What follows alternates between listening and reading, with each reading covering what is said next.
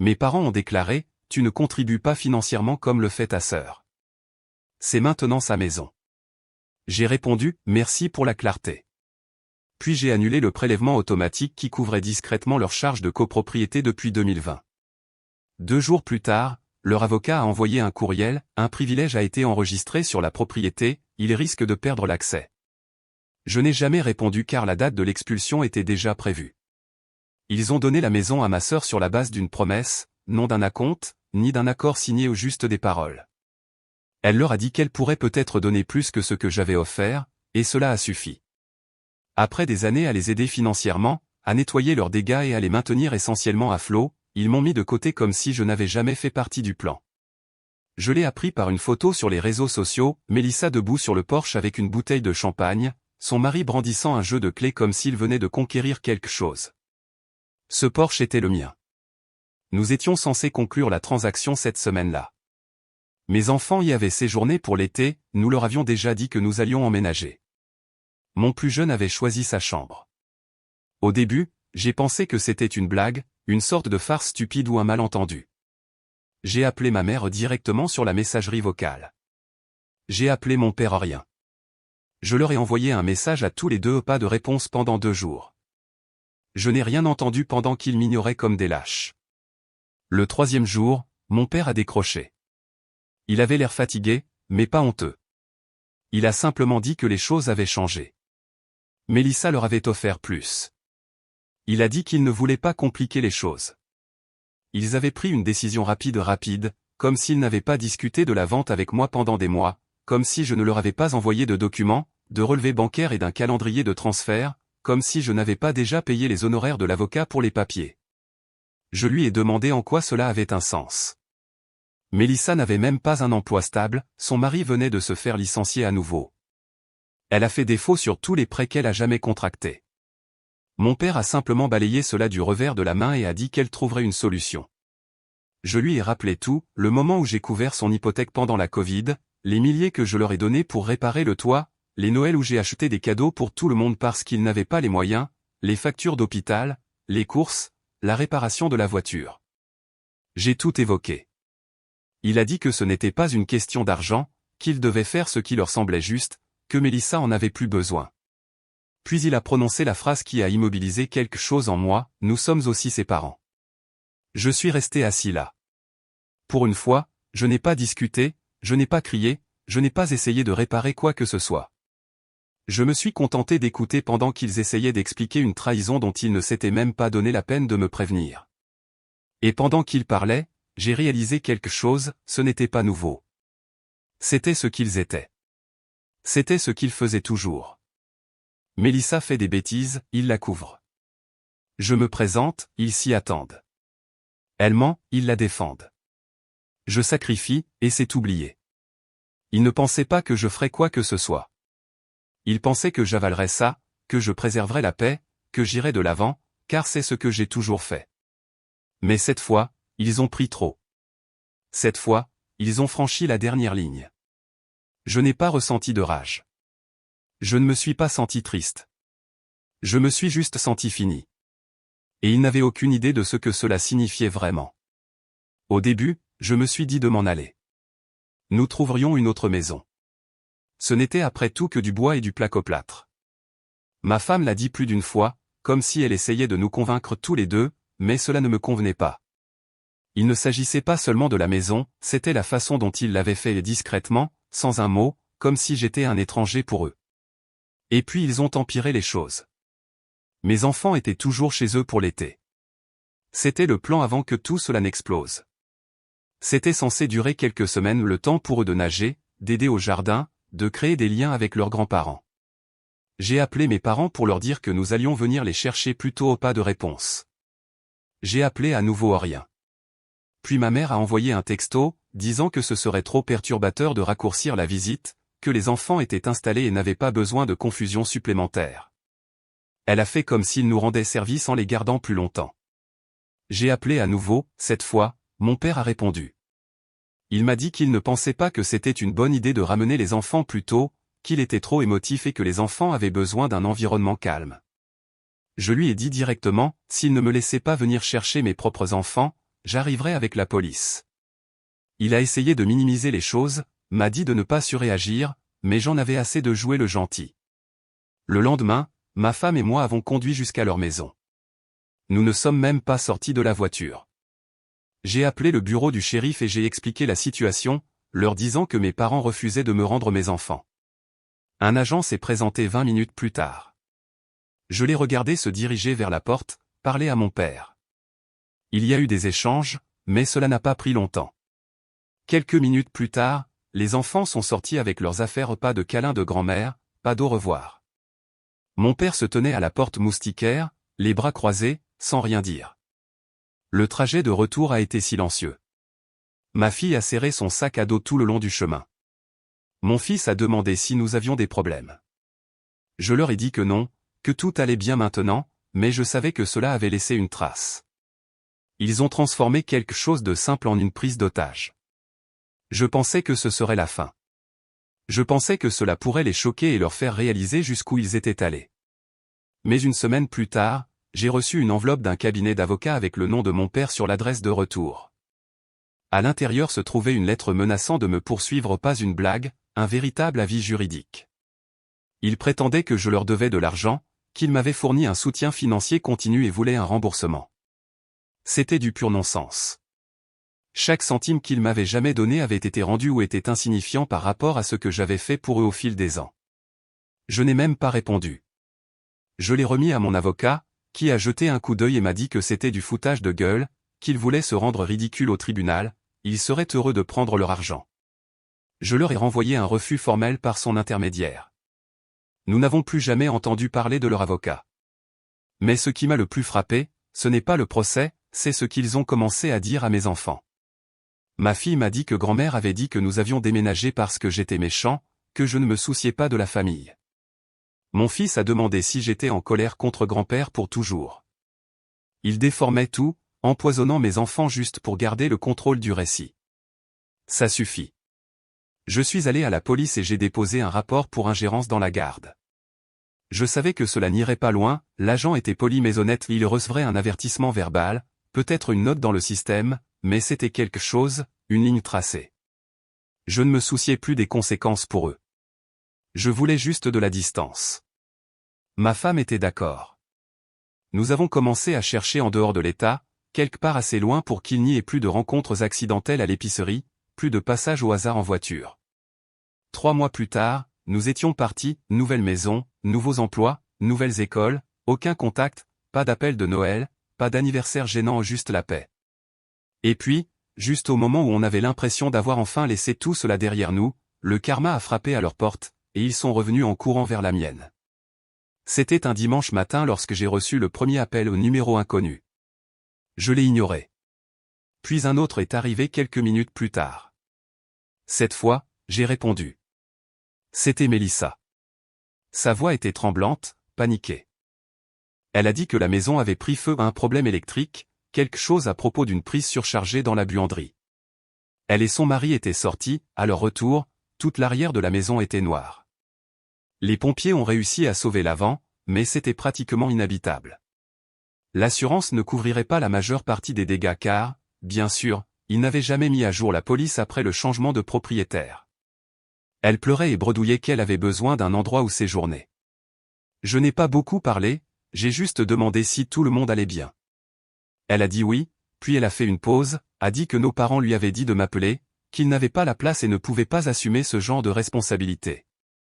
Exact, les mêmes parents qui lui ont donné la maison dans mon dos, les mêmes parents qui ont failli me garder mes enfants, les mêmes qui ont envoyé un avocat après moi comme si j'étais un étranger essayant de les arnaquer. Maintenant, soudainement, ils ne pouvaient pas aider leur fille et son mari, même s'ils venaient de tout donner pour elle. Mélissa a demandé si elle et Greg pouvaient rester chez nous un moment, juste jusqu'à ce qu'ils trouvent une solution, a dit que cela ne prendrait pas longtemps, qu'elle paierait un loyer si nécessaire. Je lui ai dit que nous n'étions pas en mesure d'aider. Elle s'est remise à pleurer, a dit que j'étais cruel. Quelques heures plus tard, ma mère a appelé au pas de bonjour, pas de bavardage, directement au but, à quel point elle était déçue, à quel point je tournais le dos à ma famille. Elle a dit des choses comme « Nous sommes tout ce que nous avons », et que Mélissa avait besoin de son frère. Je lui ai demandé pourquoi ils ne l'avaient pas accueilli eux-mêmes. Elle a dit qu'ils n'étaient pas équipés pour cela, que Melissa et Greg avaient trop de choses, que ce serait trop perturbateur. Je lui ai demandé si donner une maison à quelqu'un simplement parce qu'il avait promis plus d'argent était considéré comme perturbateur. Elle a raccroché. Au cours des jours suivants, les appels n'ont pas cessé de Melissa, mon père, même Greg. Ils ont tous commencé à faire valoir que j'étais celui qui était égoïste, que je laissais ma famille dormir dans un motel comme un monstre. Ils ont fait comme si rien du passé ne s'était jamais produit, comme s'ils ne m'avaient pas mis de côté, comme s'ils ne m'avaient pas traîné dans des menaces légales et essayé de retourner mes propres enfants contre moi. Je n'ai plus répondu. Je les ai laissés dans leur gâchis. Mais j'ai entendu par un ami commun ce qui s'est passé ensuite. Comme le remboursement de l'assurance était presque nul et qu'ils n'avaient pas les moyens de réparer la maison, la banque a commencé à s'impliquer. Il s'avère que Melissa avait manqué des paiements, ils allaient saisir la propriété. La saisie hypothécaire était sur la table. C'est là que les choses sont devenues pathétiques. Mes parents ont commencé à dire aux gens que j'avais refusé d'aider, que j'avais abandonné Melissa, que j'avais laissé la maison partir. Ils ont omis la partie où ils l'ont donnée sur la base d'un mensonge. Ils ont omis l'avocat, les menaces, la manipulation. Ils étaient en train de paniquer, essayant de trouver quelqu'un à blâmer, quelqu'un du doigt, et comme je n'étais pas là pour me défendre en personne, ils m'ont peint comme le méchant. Mais je m'en fichais. Laissez-les brûler dans leur propre toile. J'en avais fini de nettoyer leur désastre. Ils ont continué à appeler au pas constamment, mais juste assez pour me rappeler qu'ils n'allaient pas lâcher l'affaire. Mon père a laissé un message vocal un soir vers 23 heures, ayant l'air d'avoir bu.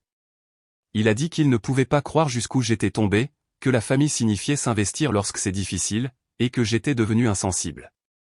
Je n'ai pas rappelé. Une semaine plus tard, j'ai reçu un courriel de groupe, mes parents, Melissa, Greg et quelques parents éloignés qu'ils pensaient pouvoir me faire pression.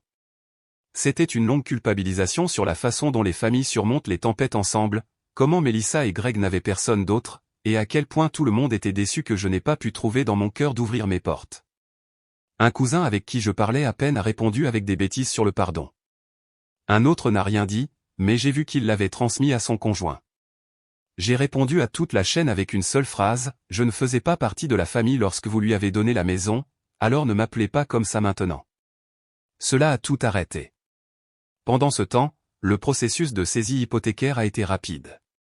La maison était maintenant au nom de Melissa, et elle avait ignoré suffisamment de lettres de la banque pour qu'elle ait déjà prévu la vente. J'ai appris d'un ami de la ville qu'ils emballaient ce qu'ils pouvaient, le rangeant temporairement chez nos parents. Mais nos parents ne les laissaient pas rester là. Cette partie m'a vraiment époustouflé. Ils lui ont donné la maison, et maintenant ils agissaient comme si elle était une invitée temporaire avec une limite de temps. Apparemment, Greg avait essayé de rester chez un ami de travail, mais cela n'a pas duré plus d'un week-end. Melissa a fini par séjourner dans un motel bon marché en bordure de la ville, un de ces endroits où vous payez chaque semaine et espérez que les serrures tiennent. C'est là qu'ils ont commencé à appeler ma femme. Ils ne pouvaient pas me joindre, alors ils ont essayé une cible plus douce. Ma mère l'a appelée au travail, faisant semblant de simplement prendre des nouvelles, puis a laissé tomber au hasard que Melissa était malade, effrayée et seule, a essayé de faire appel à son empathie, ce que, honnêtement, je savais qu'elle subirait si je n'intervenais pas. Ma femme a le cœur tendre, trop tendre, parfois, mais cette fois, même elle a vu à travers. Elle a bloqué le numéro le jour même. Et puis sont venues les rumeurs. Notre ancien quartier avait un groupe Facebook, et apparemment ma mère avait commencé à laisser entendre à tous ceux qui l'écoutaient que j'avais pris la maison à Melissa et l'avait forcée à partir. J'ai vu le message parce qu'une ancienne voisine m'a directement envoyé un message avec une capture d'écran. Elle a dit qu'elle n'y croyait pas, mais qu'elle pensait que je devais le savoir. Je ne me suis même pas senti en colère, j'ai juste ri. Après tout ce qu'ils avaient fait, c'était leur stratégie, mentir à la ville, me peindre comme un méchant pendant qu'ils regardaient le feu qu'ils avaient allumé brûler. La dernière chose qu'ils avaient, c'était la pitié.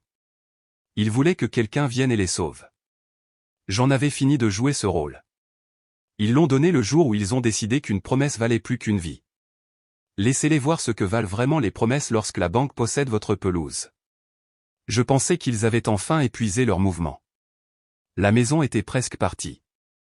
Ils ont brûlé tous les ponts, et personne en ville n'achetait plus leur routine, Jacob est sans cœur. Puis quelque chose est arrivé par la poste qui m'a retourné l'estomac, une lettre des services de protection de l'enfance. Au début, j'ai pensé que c'était une erreur mauvaise adresse, peut-être une erreur administrative. Puis je l'ai ouverte. Un rapport anonyme avait été déposé contre ma femme et moi. Il affirmait que nous négligions émotionnellement nos enfants, que nous les isolions de leur famille élargie, les privant de stabilité sociale et émotionnelle, et créant un environnement hostile à la maison. Les mots sur la page m'ont fait tourner la tête. On dirait que quelqu'un nous avait étudiés, avait déformé les faits et les avait écrits avec juste assez de vérité pour paraître plausible. La protection de l'enfance devait enquêter. Un assistant social devait nous rendre visite dans la semaine. Ma femme était dévastée. J'étais furieux. Ce n'était plus simplement mesquin, c'était la guerre. Je savais exactement qui était derrière, personne d'autre n'avait le motif ou le culot. Mes parents et Mélissa ne pouvaient pas supporter d'être coupés, alors maintenant ils essayaient de nous détruire de l'intérieur. J'ai passé les 3 jours suivants à creuser. J'ai imprimé chaque message, chaque courriel, chaque lettre juridique, même des captures d'écran de ce groupe Facebook où ma mère avait raconté son histoire. Lorsque l'assistante sociale est arrivée, j'étais prêt. Elle était polie, professionnelle et, à son crédit, semblait savoir immédiatement que quelque chose n'allait pas. Elle a parlé aux enfants seuls pendant quelques minutes, leur a posé des questions sur l'école, leurs amis, comment ils se sentaient à la maison. Puis elle s'est assise avec ma femme et moi et a dit qu'elle ne voyait rien d'inquiétant, mais qu'il fallait quand même le mettre dans le dossier. Elle est partie, promettant de clore l'affaire, mais le mal était fait. Ma fille était confuse et effrayée. Mon fils a commencé à demander s'il allait être emmené. Essayez d'expliquer à votre enfant que ses propres grands-parents ont essayé d'utiliser l'État comme une arme contre leur famille.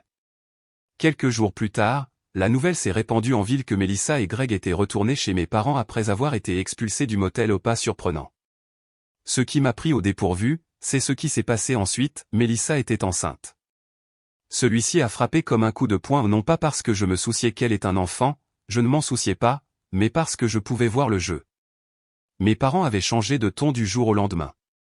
Les mêmes personnes qui lui avaient fait signer un accord écrit pour partir dans les 30 jours célébraient soudainement cela comme un miracle aux publications sur Facebook, textos de groupe, tout sur la façon dont Dieu donne de nouveaux débuts et la famille gagne toujours. J'ai reçu une capture d'écran d'un ancien ami du lycée qui vivait toujours dans la région. Ma mère avait commenté sous la photo de l'échographie, me taguant, même si certaines personnes nous ont tourné le dos, ce bébé nous rappelle à quoi ressemble l'amour. Je n'ai pas répondu, je n'ai pas réagi, mais à l'intérieur, quelque chose a cliqué. Il n'essayait plus de me culpabiliser, il réécrivait l'histoire, se transformant en victime, en martyr, en parents incompris qui ont tout donné et ont été trahis. Et maintenant, il y avait un bébé impliqué à un nouveau départ, un nouveau pion. Je savais exactement ce qui allait se passer ensuite, il ferait défiler cet enfant en ville comme un pansement, s'attendant à ce que tout le monde oublie le gâchis en dessous. Et puis est venu le revirement auquel je ne m'attendais vraiment pas. Mon père m'a appelé à nouveau pour la première fois depuis des mois à laisser un message vocal. Il a dit qu'il voulait réparer les choses, que peut-être nous avions tous dit des choses que nous ne voulions pas dire, que peut-être ce bébé était une chance de recommencer à zéro. Il a même proposé de payer pour que nous venions leur rendre visite, a dit qu'il aimerait que nous voyions la chambre de bébé. La chambre de bébé. Il voulait que nous retournions dans cette maison, ce qu'il en restait, et que nous fassions comme si rien ne s'était passé. Je n'ai pas supprimé le message vocal, je l'ai enregistré parce qu'une partie de moi se demandait jusqu'où ils iraient si je disais non à nouveau, et j'avais le sentiment que j'allais le découvrir. Je n'ai pas répondu au message vocal, je n'ai pas rappelé, je n'ai pas envoyé de texto, je l'ai simplement laissé là, enregistré sur mon téléphone comme un avertissement. Ma femme m'a demandé si j'allais les bloquer pour de bon cette fois. J'ai dit, non, pas encore. Je voulais voir ce qu'ils essaieraient ensuite. Je savais que ce n'était pas fini. 2 semaines plus tard, ils ont fait leur coup. Ma mère a envoyé une enveloppe, pas d'adresse de retour, juste notre nom écrit dans cette écriture familière. À l'intérieur se trouvait une lettre, écrite à la main sur du papier à lettres fleuries, longue de plusieurs pages. Elle a commencé par une fausse chaleur, a parlé du bébé, de l'espoir et du pardon. Puis elle a changé, a dit qu'elle et mon père avaient de nouveau parlé à un avocat et qu'ils envisageaient de revenir sur les griefs passés, ont prétendu qu'ils pourraient toujours avoir une affaire juridique concernant l'argent qu'ils avaient soi-disant investi en moi, l'appelant une voie vers la réconciliation. C'était du non-sens, évidemment, mais l'intention était claire, ils utilisaient le bébé comme appât. Et lorsque cela n'a pas fonctionné, ils sont revenus aux menaces, comme avant. La même semaine, j'ai appris par quelqu'un de la ville que la maison avait été officiellement saisie. La banque l'a prise. Melissa et Greg ont été de nouveau expulsés mais cette fois, il n'y avait pas de motel, pas de plan de secours. Ils étaient en train de squatter chez de vieux amis et des gens trop polis pour dire non. Mes parents ont toujours prétendu qu'ils n'étaient pas en mesure de les accueillir à long terme, même avec un bébé en route. Et puis, dans un dernier acte de désespoir, ils ont commencé à dire aux gens que j'avais proposé de les accueillir et que je m'étais rétracté. L'histoire s'est rapidement déformée. Soudainement, je n'étais plus seulement le fils qui était parti, j'étais la raison pour laquelle Melissa était sans abri. J'étais celui qui était égoïste et qui avait rejeté son propre sang. J'ai reçu des messages de 2 vieux amis de la famille me demandant pourquoi je ne pouvais pas simplement être plus grand.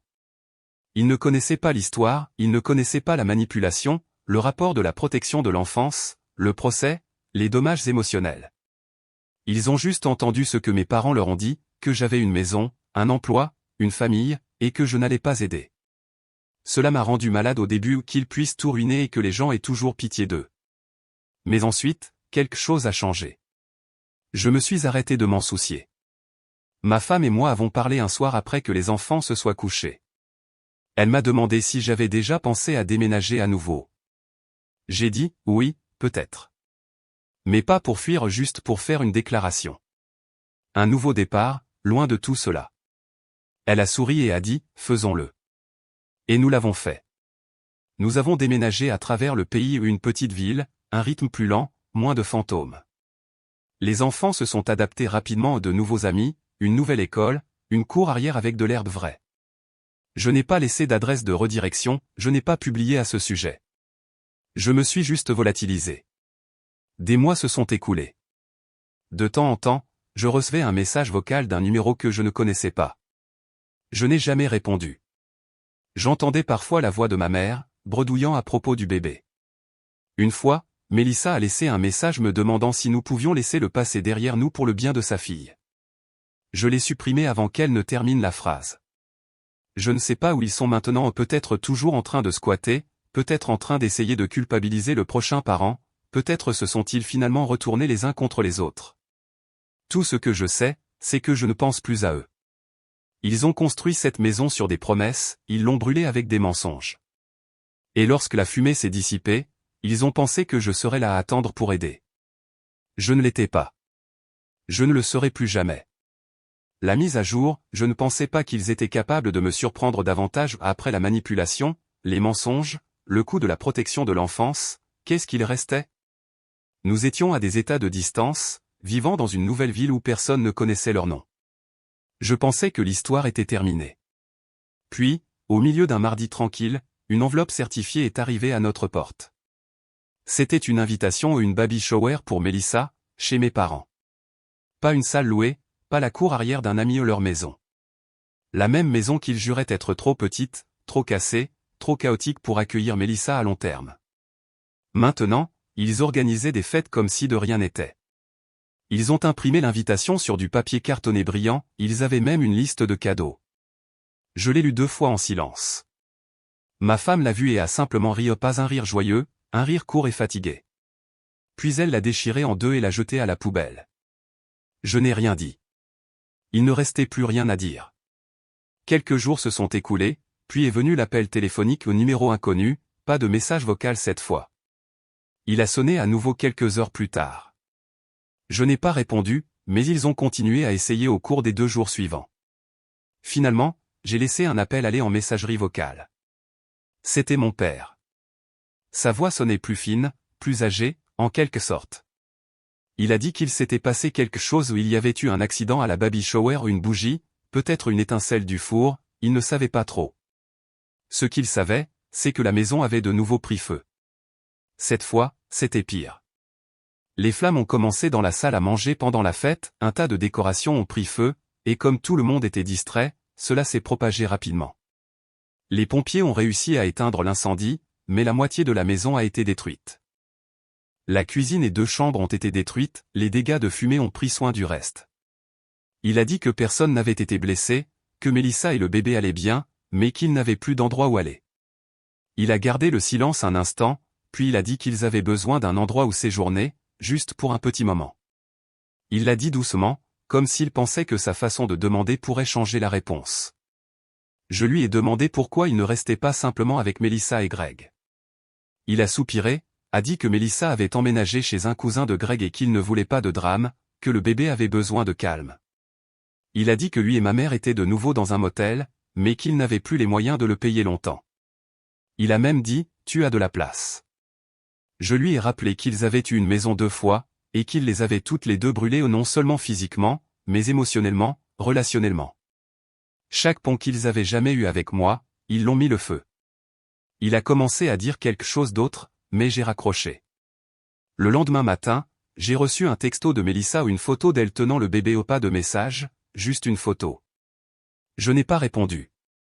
Mais la partie la plus surréaliste est arrivée 2 semaines plus tard. J'ai reçu un appel d'un ancien voisin de la ville. Elle a dit que la banque avait pris ce qu'il restait de la propriété. Non seulement elle était condamnée, mais elle était prévue pour la démolition. Le terrain serait dégagé et vendu.